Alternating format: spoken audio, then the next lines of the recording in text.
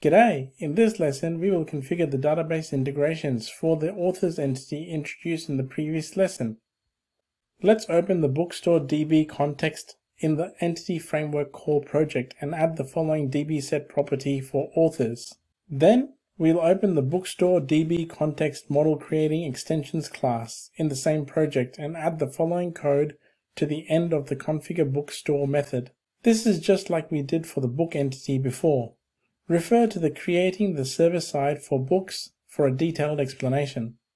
Now, we'll open the Package Manager console in Visual Studio and ensure that the default project is set to Entity Framework Core.db migrations.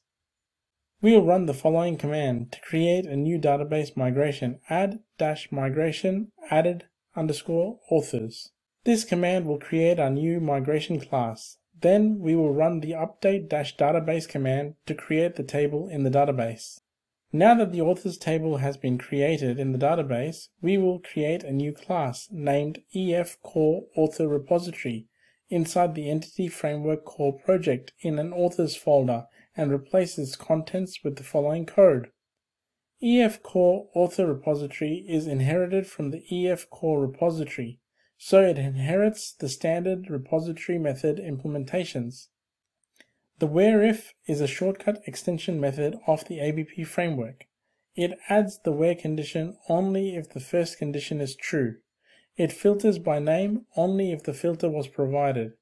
You could do the same yourself, but these type of shortcut methods make our life easier. Finally, sorting can be a string like name ascending, or name descending.